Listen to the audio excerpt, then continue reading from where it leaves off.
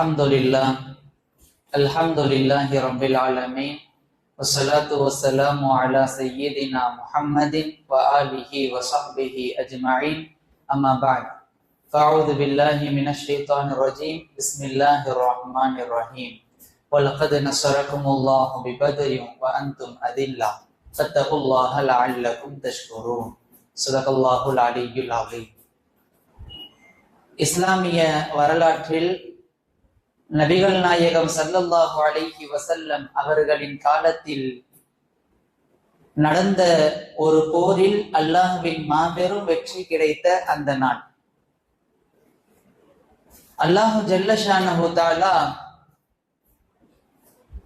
இந்த பத்ர் சஹாபாக்களை மிகவும் மேன்மை மிக்கவர்களாக ஆக்கி வைத்திருக்கின்றான்.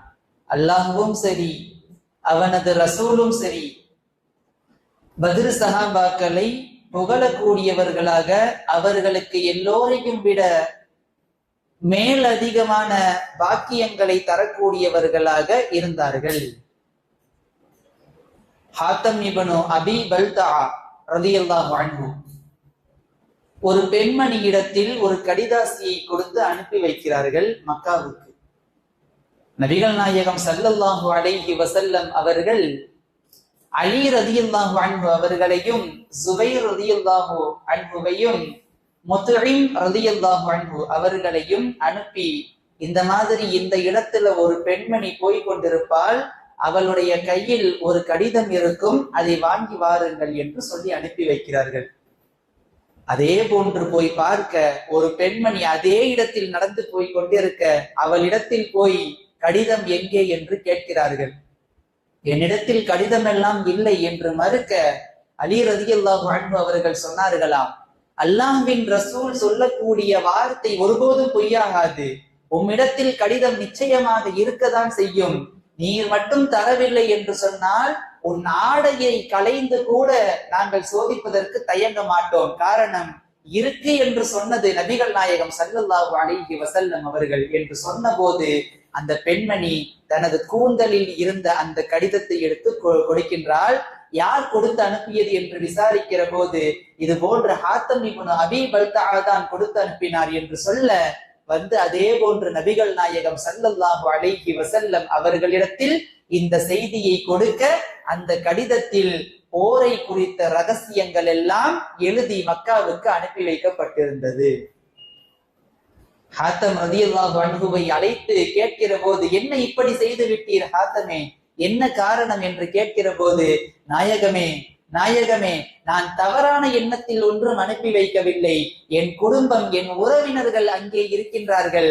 மக்கத்து குறைஷி காபிர்களுக்கு இது போன்ற உதவியை நான் செய்தேன் என்று சொன்னால் அவர்கள் என் குடும்பத்தை பராமரிப்பார்கள், பாதுகாப்பார்கள் என்று எண்ணிதான் நான் அனுப்பி வைத்தேன் என்று சொன்ன போது, உமர் ரலியல்லாஹு அன்ஹு அவர்கள், பக்கத்தில் இருந்த உமர் ரலியல்லாஹு அன்ஹு அவர்கள், நாயகமே உத்தரவு கொடுங்கள், இந்த முனாஃபிக்கின் தலையை அறுத்து வருகின்றேன் என்று சொன்னார்களாம்.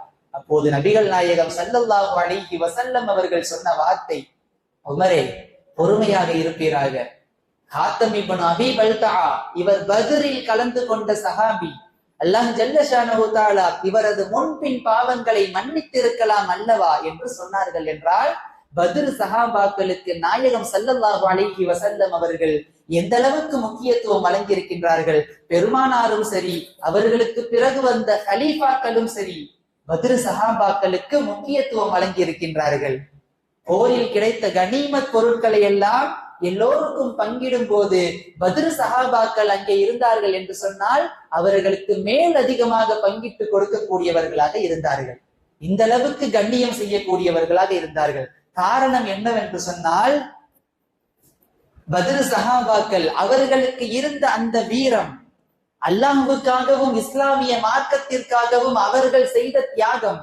எனவேதான் அல்லாஹ்வும் சரி, அவனது ரசூலும் சரி, பின்னால் இருக்கக்கூடிய சஹாபாக்களும் இந்த பத்ர் சஹாபாக்களை கண்ணியம் செய்யக்கூடியவர்களாக இருந்தார்கள், பெரும் மதிப்பில் வைத்திருக்கக்கூடியவர்களாக இருந்தார்கள். இந்த போரின் மூலமாக, இந்த சஹாபாக்களின் மூலமாக அல்லாஹ் ஜல்ல ஷானஹு தஆலா இந்த இஸ்லாமிய சமுதாயத்தினருக்கு பெரும் படிப்பினையை வைத்திருக்கின்றான். பெருமானாருக்கு கனவு வருகின்றது. கனவில் பெருமானாருக்கு கனவு வருகின்றது. அந்த கனவில் எதிரிகள் குறைத்து காணப்பட்டார்கள். எதிரிகளின் அந்த நிலை, நபர்களின் எண்ணிக்கை குறைவாக காணப்பட்டது. காலையில சஹாபாக்கள்கிட்ட சொல்லும் போது சஹாபாக்கள் எல்லாம் உற்சாகமாக உத்வேகத்தோடு போருக்கு கிளம்பினார்களாம். ஆனால் போய் பார்த்தால் இதற்கு நேர் மாற்றம். எதிரிகளின் எண்ணிக்கை இஸ்லாமியர்களின் எண்ணிக்கையை விட 2 மடங்காக இருந்ததாம். அல்லாஹு தாலா இந்த மாதிரி கனவு காட்ட காரணம், இது போன்று குறைத்து நாம் காட்டினோம் என்று சொன்னால் அவர்கள் உத்வேகத்தோடு ஒரு உற்சாகத்தோடு போருக்கு வருவார்கள் என்று சொல்லிதான் பெருமானார் ஸல்லல்லாஹு அலைஹி வஸல்லம் அவர்களுக்கு இது போன்று அல்லாஹு தாலா கனவை காட்டினான். அசல்ல போர் செய்வது பெருமானாரின் நோக்கம் கிடையாது. மக்கத்து குறைஷி காபிர்கள் ஹிஜ்ரத் செய்து வந்த இஸ்லாமியர்களின் பொருட்களை எல்லாம் சூறையாடி விட்டார்கள், அபகரித்துக் கொண்டார்கள். எனவே அவைகளை மீட்க வேண்டும் என்று சொல்லி அபூ சுஃபியானின் தலைமையில் சென்ற அந்த வாணிப குழுவை வழிமறித்து அவரிடத்தில் இருக்கக்கூடிய அந்த பொருட்களை எல்லாம் நாம் கைப்பற்ற வேண்டும் என்று எண்ணிதான் ஒரு குழுவை அனுப்பி வைத்தார்கள். அபூ சுஃபியான் இஸ்லாமியர்கள் நம்மை சுற்றி வைத்து வளைத்து விட்டார்கள் என்று எண்ணி அவர் எப்போதும் செல்லக்கூடிய பாதையை மாற்றி கொஞ்சம் வேறு பக்கமாக கடலோர வழியாக சென்று விட்டார். சென்றது மட்டுமல்லாமல் மக்கத்து குறைஷி காபிர்களுக்கு தகவலையும் சொல்லிவிட்டார். இஸ்லாமியர்கள் எங்களை சுற்றி வளைத்து விட்டார்கள், உதவி செய்ய வாருங்கள் என்று சொன்ன போது மக்கத்து குறைஷி காபிர்கள் பெரும் பெரும் தலைவர்கள் எல்லாம் ஒரு 1000 பேரை கொண்ட ஒரு படையை திரட்டி கொண்டு வந்து கொண்டிருந்தார்கள். ஆனால் வருகின்ற பாதி வழியிலேயே அபூ சுஃபியானிடம் இருந்தும் மறுகடிதம் வருகிறது. நாங்கள் சேஃப் ஆகிட்டோம், நீங்க திரும்பி ஊருக்கே போயிடுங்க, போர் வேண்டாம் என்று சொல்லி மறுகடிதம் வர அபூஜஹல் சொன்னானாம், முன் வைத்த காலை பின் வைக்க கூடாது, வாருங்கள் சென்று இஸ்லாமியர்களை ஒட்டுமொத்தமாக வீழ்த்தி விடலாம், இஸ்லாமியர்களை அழித்து விடலாம், வாருங்கள் என்று சொல்லி அபூஜஹல் ஒரு ஆர்வமூட்டி எல்லா மனிதர்களையும் அழைத்து கொண்டு வந்தானாம். போர் ஆரம்பமான அந்த நேரம் பெருமானார் ஸல்லல்லாஹு அலைஹி வஸல்லம் அவர்கள் சஹாபாக்களை 313 சஹாபாக்களை அழைத்துக் கொண்டு பத்ரை நோக்கி போகிறார்கள். பத்ர் மண்ணு மாத்திரம் இருக்கக்கூடிய, தண்ணீர் இல்லாமல் மண்ணு மட்டும் இருக்கக்கூடிய ஒரு கிணற்றின் பெயர் தான் பத்ர்.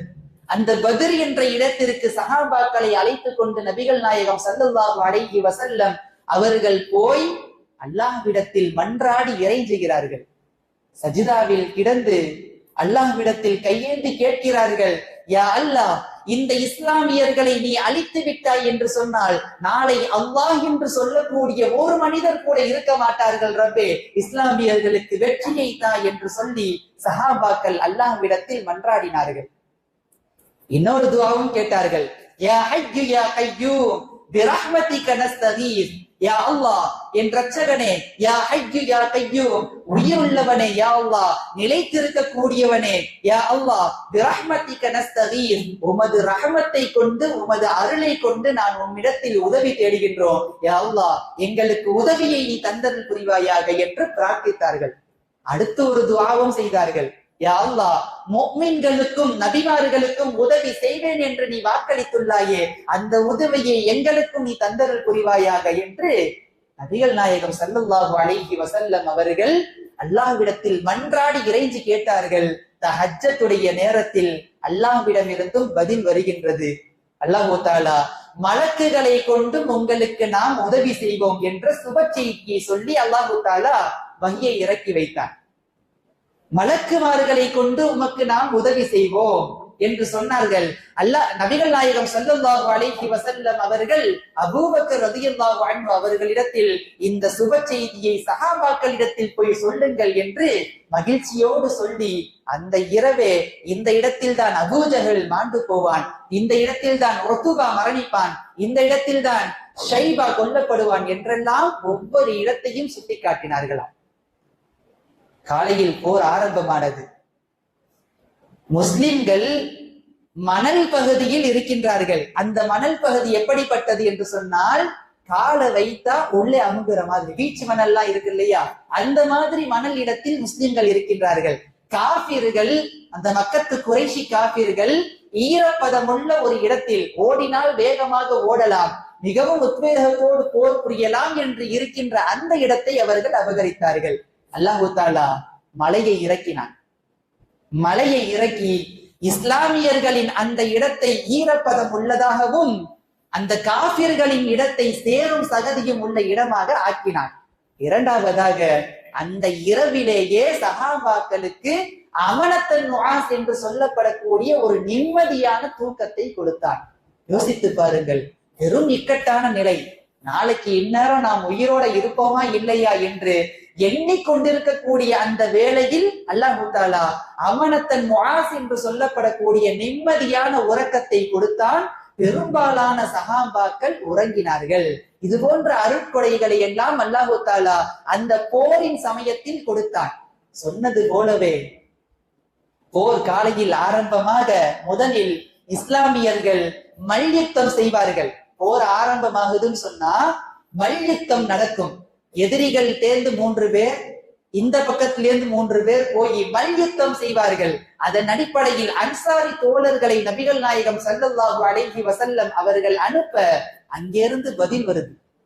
எங்களுடைய நோக்கம் இவர்கள் அல்ல, இவர்களை அனுப்பிவிட்டு மக்கத்து அந்த மக்காவாசிகளை அனுப்பு என்று பதில் வர நபிகள் நாயகம் ஸல்லல்லாஹு அலைஹி வஸல்லம் அவர்கள் அலி ரலியல்லாஹு அன்ஹுவையும் ஹம்சா ரலியல்லாஹு அன்ஹுவையும் உபைதா ரலியல்லாஹு அன்ஹு அவர்களையும் அனுப்பி வைக்க அவர்கள் எதிரிகளோடு போர் புரிந்தார்கள். அந்த மல்யுத்தத்தில் வெற்றி பெற்றார்கள்.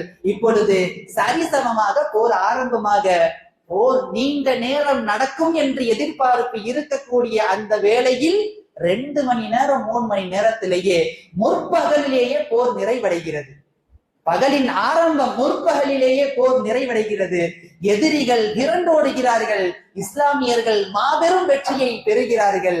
அபூ ஜஹல் யாரும் என்னை கொல்ல முடியாது, என்னிடத்தில் யாரும் நெருங்க முடியாது என்று எண்ணிக்கொண்டிருந்த அவன், அது மட்டுமல்லாமல் மக்களும் எண்ணிக்கொண்டிருந்தார்களாம். அரபுலக மக்களும் பெரும் வீரனாக இருக்கக்கூடிய அபூ ஜஹல் அவனை யாரும் வீழ்த்த முடியாது என்று எண்ணிக்கொண்டிருந்த அவனை முஆத் முஅவ்வித் என்று சொல்லப்படக்கூடிய ஒரு சிறுவர்கள் 2 சிறுவர்களின் மூலமாக அல்லாஹ் தஆலா அந்த அபூ ஜஹலை வீழ்த்தினான். இந்த போரின் மூலமாக நமக்கு கிடைக்கக்கூடிய படிப்பினை என்னவென்று சொன்னால், துஆவின் மூலமாக எதையும் சாதிக்க முடியும். நாம் துஆ செய்தோம் என்று சொன்னால் அல்லாஹ் தஆலா அதை நேர் மாற்றமாக ஆக்கி வைப்பான். பெருமானார் ஸல்லல்லாஹு அலைஹி வஸல்லம் அவர்கள் துஆ கேட்டார்கள்.